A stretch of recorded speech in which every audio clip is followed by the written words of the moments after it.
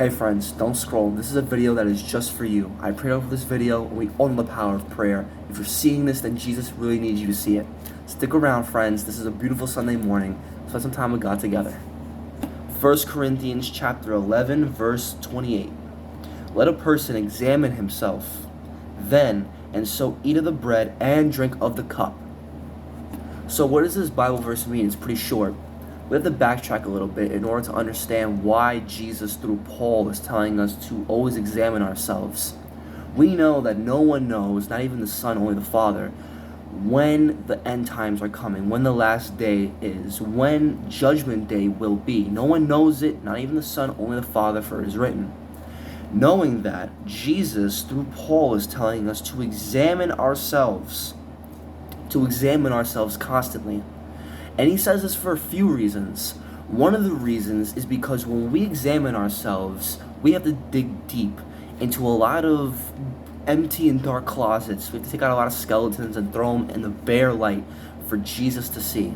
Not that Jesus doesn't see it already, but when you go and dive deep into your heart, whether it's in prayer, or it's in silence, whether it's in the quiet time with God, what you're doing is telling Jesus, I love you, I trust you, and here are my secrets. Here is what I'm holding deep inside.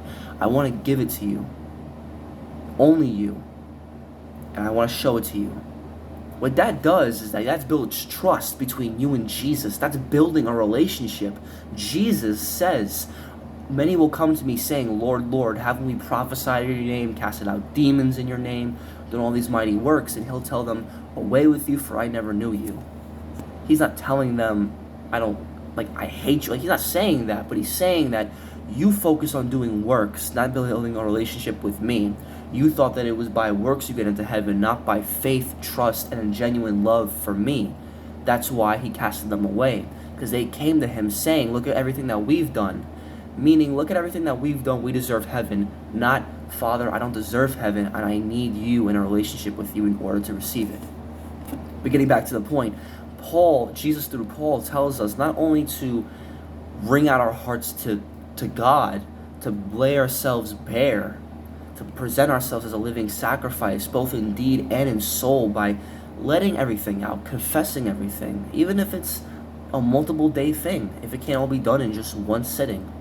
The fact that you're bringing your heart out, the fact that you're bringing it to God, not only builds trust, builds a relationship. What you're doing when you're searching yourself, it is so special because you're developing such a powerful relationship with Jesus. And that's why Jesus through Paul tells us to do it. He wants to have a relationship with us. And the best way to do that, think about it logically. We humans do it.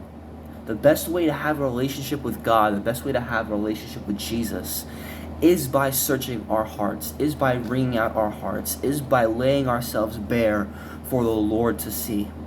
And when we do that, we realize that we develop such a closeness with Jesus, such a trust with Jesus, that transforms our hearts in such massive ways, because then we don't want to sin. Then we don't want to be of the world. You see how something as simple as a confession of Christ can change your heart so profoundly that it could change your entire course of your relationship with Jesus?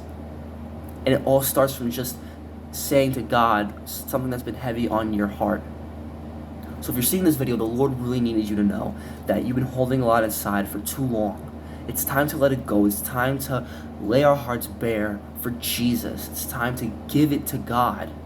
There's no need to hold it inside. There's no need to pretend that you're okay. The Lord knows that you're not. The Lord knows what you're holding in. He just wants you to feel comfortable enough with Him, to tell Him, to come to Him.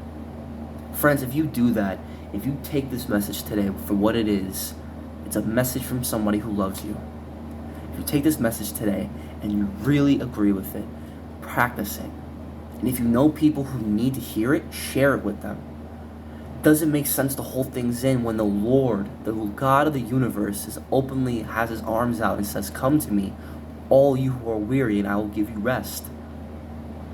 I know this was a long one. I know this was not that much cutting. I know it was a lot of talking, but the Lord really put this on my heart to tell you guys, and I really feel like you guys really need to hear this. If you're holding a lot in, if you know people that are holding a lot in, it's okay. Come to Jesus. Fall in His arms. You don't have to run this race by yourself. You don't have to carry this cross by yourself. He's here for you. I love you. God bless.